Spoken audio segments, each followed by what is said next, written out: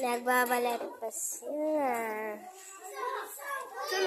Yung lulutuin namin ngayon ay banana fries.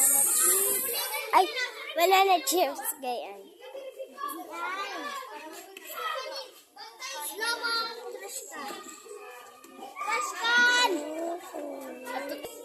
Ayan guys, natadtad na nila yung isa na nakikipag-away pa.